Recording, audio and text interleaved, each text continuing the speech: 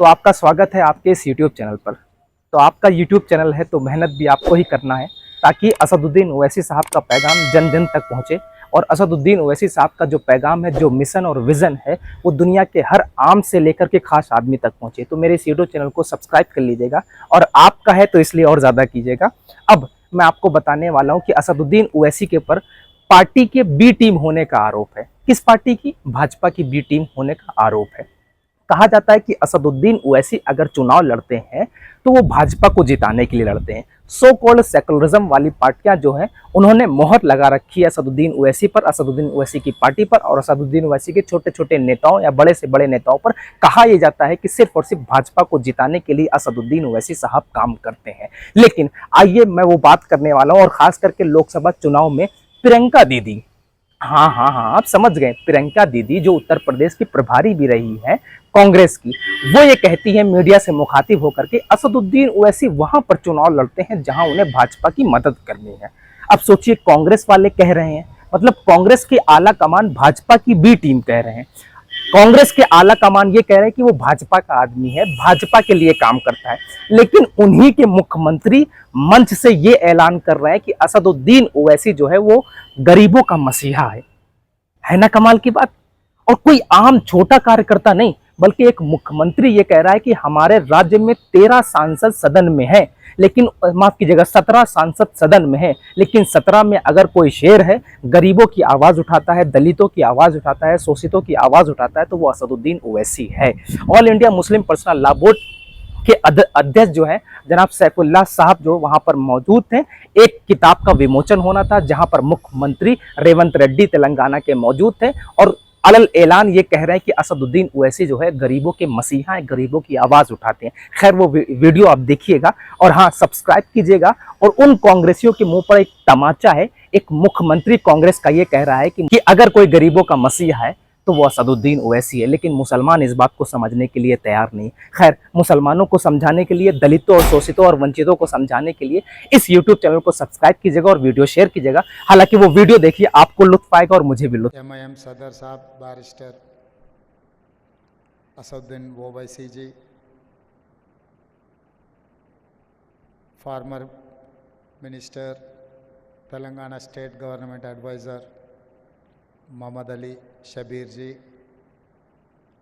और टिमरिस डायरेक्टर फ़हीम कुरैशी जी और बहुत सारे स्कॉलर्स, अपने शहर के जाने माने बड़े लोगों को, सबको मैं शुक्रिया अदा करना चाहता हूँ, क्योंकि इतना अच्छा मौका मुझे पहली बार मिला है। प्रॉफिट मोहम्मद जो रास्ता दिखाए, वो रास्ता खाली माइनॉरिटी भाइयों के लिए नहीं, इस दुनिया में जो लोग हैं शांति अमन से जीने के लिए जो कोशिश कर रहा है, वो रास्ता हम सब पढ़ने के लिए, लिखने के लिए, अपने परिवार को बोलने के लिए मौलाना रहमानी साहब एक अच्छा किताब लिख के एक किताब रिलीज़ करने के लिए और आप लोग सबसे मिलने के लिए एक अच्छा मौका मुझे मिला है। क्योंकि हम बहुत सारे जलसा में जाते हैं, हर जलसा इस देश के, इस प्रदेश के चलाने के लिए कोई रास्ता, वो रास्ता के बारे में चर्चा करने के लिए मौका नहीं मिलता है। अपने अपने पार्टियों का, अपना अपना कार्यकर्ताओं का कुछ बात सुनने के लिए, बात बोलने के लिए जाते हैं, मगर ऐसे मौका बहुत कम मिलते। मैं ज़्यादा यहाँ भाषण नहीं देना चाहता हूँ, मगर ये ऐसे मौके पे ऐसे किताब रिलीज़ करने के वजह से हम लोग सब मिलकर शांति से, अगर भाषा अलग हो,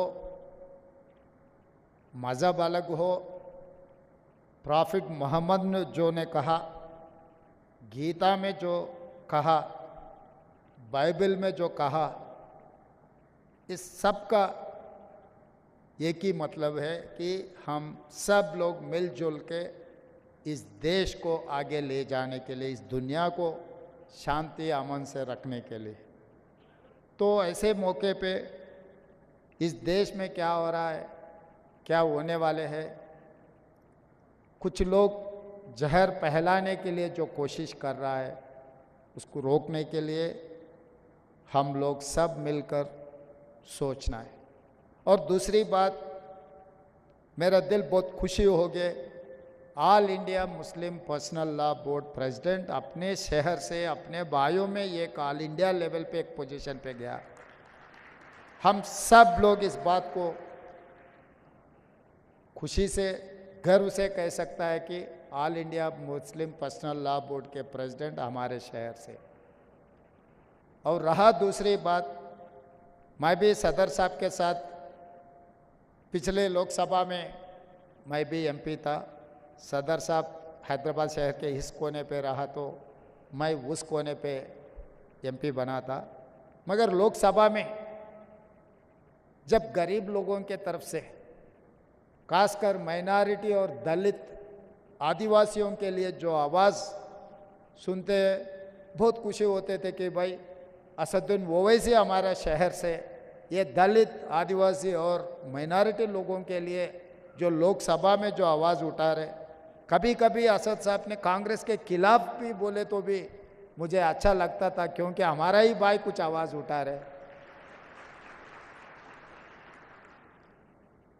हमारे खिलाफ बोले तो कोई दुश्मन नहीं होते।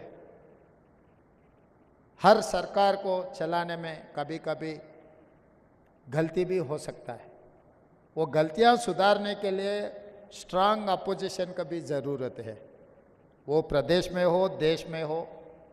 आज आप देखो लोकसभा में जनता के भाषण बोलने वाले बहुत कम हो गए। जहर फैलाने के लिए आपस में पंचायत लगाने का भाषण ज़्यादा हो गए। तेलंगाना से खासकर या कंबाइंड आंध्र प्रदेश में पिछले दिनों में अच्छा नेता लोग थे। जयपाल रेड्डी जी जैसे अपने तेलंगाना से आवाज़ उठाने वाले थे, आज के तारीख में तो बहुत कम हो गए। बिजनेस और कॉरपोरेट बिजनेस वाले ज़्यादा आ गए। बिजनेस में तो वो लोग तरक्की अच्छा कर रहे हैं, मगर गरीब लोगों का आवाज़ उठाने वाले कम हो गए। 17 में एक ही दिख रहा है मुझे, असदुद्दीन ओवैसी जी, जो गरीब लोगों की आवाज़ बनकर वहाँ पर सुनाने के लिए जो कोशिश कर रहा है। असद साहब हमारे साथ दिए नहीं दिए वो अलग बात है। चुनाव के समय पर हम उनके तरीक़ा से, हमारे तरीक़ा से हम चुनाव लड़ रहे हैं। एक बार चुनाव ख़त्म होने के बाद ऐसे कोई बात नहीं है।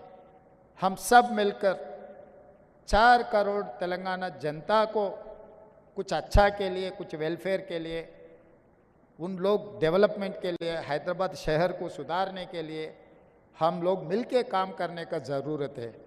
हम अलग अलग बैठकर, अलग अलग सोचकर हम लोग कुछ किए तो इस शहर का नाम खराब हो जाएंगे। इसीलिए मैं एमआईएम पार्टी से पूछकर, यह उनके तरफ से कोई सुझाव आए तो भी हम लोग आगे पीछे नहीं कर रहे हैं। ईसा मुँह से रिवर जो बहुत सालों से वो एकदम खराब हो चुका है, उसमें जो शहर के जितना भी कचरा है उसी में आ रहा है। वो सुधारने के लिए